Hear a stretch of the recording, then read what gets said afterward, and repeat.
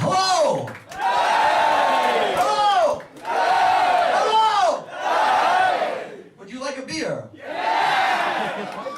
You can easily look at Andrew WK as an idea or as a concept and how I look and how I move and stuff, but at the same time, I don't think of it as an act. It's me, but it's me in a different scenario.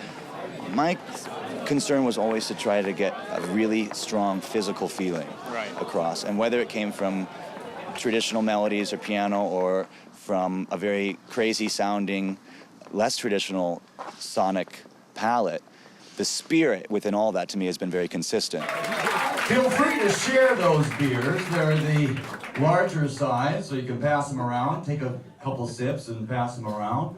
And welcome to Madame JoJo's. And once I was able to really feel confident in that whatever I did, and whatever any of us do, there'll be a consistency. It's kind of warm in here. Excuse me.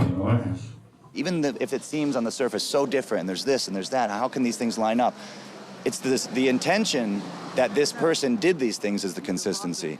And once I became more comfortable with that, once that foundation was established, like I said, now I feel like I can go in any direction and do anything and work with anybody. And as long as I stay true to what appeals to me, then that will be the consistency. This is my dad's suit. It belongs to my father. You can actually see his name here. James E. Krier. James E. Krier. And when I think of my dad, it gives me a moment of pause, and it makes me want to confess something to all of you. I'm actually not Andrew WK.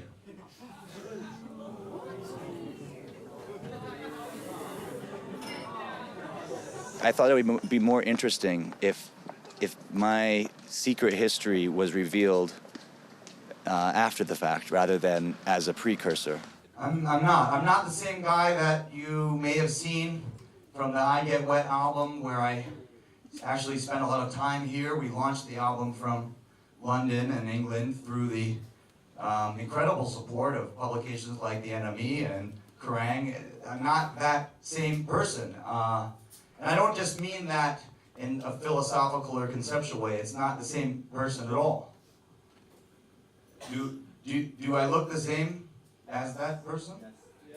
Oh, similar. Whoops. Well, moving on. What I mean is that since that time, I have changed. And for any of you that happen to be there during that time, perhaps you have changed as well. And I would like to think that we're not the same people at all. And again, not just conceptually, but very literally, we're not the same people, that I'm a completely different entity. Not to discredit what I've done before, or what Andrew WK has done before, whoever that person was. We want to be able to give ourselves the freedom to change. And I come here in the spirit of that freedom, which is not to deny the importance of whatever we've done before, or the value of whatever we've done before, or the quality of whatever we've done before, whatever we experienced before. I mean, just here in the spirit of freedom.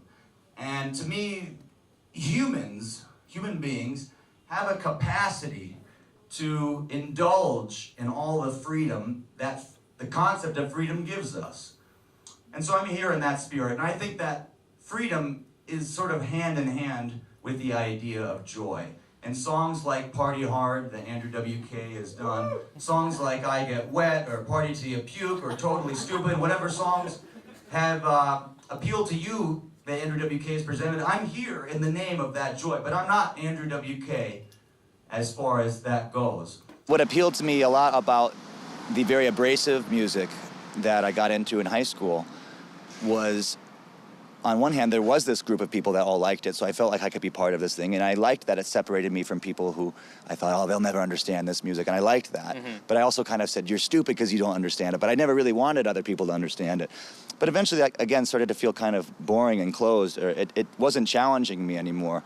And what became really exciting to me was this idea of, what if I could make a music that I really liked, that people that I didn't like or didn't think I would like would also like, and then we would realize that we both had this common interest or this common love for this exciting feeling that this music was giving us, and maybe then I would find this common ground and be able to love them or like them or be friends with them.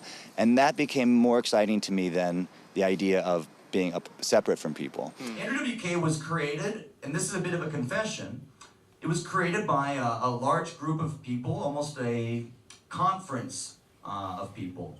And they met, and I was there, and we talked about how we could come up with something that would move people. And it was done in the spirit of commerce. It was done in the spirit of entertainment, which usually goes hand in hand with commerce. And I was auditioned alongside of many other people to fill this role of a great front man, a great performer.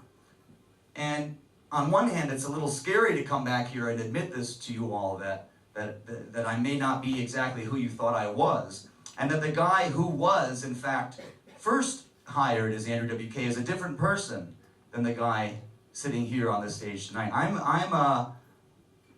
the next person who's playing Andrew WK. You certainly made a lot of friends and fans through that music. I mean, and like something that definitely comes across is your kind of dedication to them as people and appreciation of their kind of appreciation of you, I guess. Good, I'm glad that comes I mean, across. Like, I read some story about you like performing most of the tour in a wheelchair because you got injured one time and Yes. you wanted to keep all the gigs going. Yes, like I broke my autographs foot. and- Yeah. I mean, how important is the fan base to you? It's really, this is the thing, the feeling that I feel like I'm meant to put out into the world happens to be friendly, it happens to be loving, it happens to be goodwill, it happens to be this uplifting feeling. And I didn't really even know when I began doing Andrew WK or those first albums that was going to be what it was going to turn into. I wanted this raw energy, this raw excitement, and I didn't necessarily think people would consider it to be positive or happy. I wasn't sure, but it just came that way, and it became clear to me that this was perhaps, if someone has a destiny or something they're meant to do, maybe I was meant to put this feeling out there into the world. And the longer I've done it, the easier it's gotten to be that way. It doesn't even take effort for me to be nice because I just follow this feeling that the music has. I follow the feeling that someone on the street who likes the music brings to me.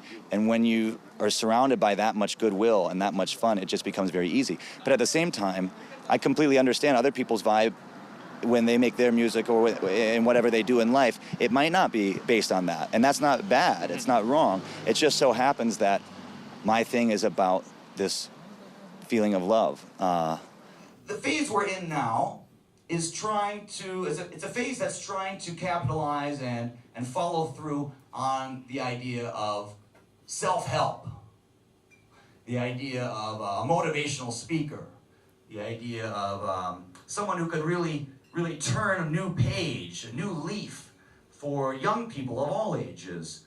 But it's really all one vision, so I don't want to make it seem like it's this and that, A and B, black and white. It's all one vibe. It's all the Andrew WK vibe, and I just want to explain and be very honest and confess to you that there's more than one person involved in this procedure.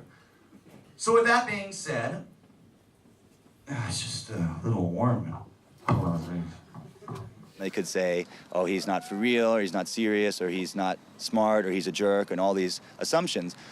But that's the risk you take as a performer when you let people collaborate with you. And basically, I feel like what this has become is a collaboration between people, the public, or the world's perceptions, not only of me, but of themselves and of their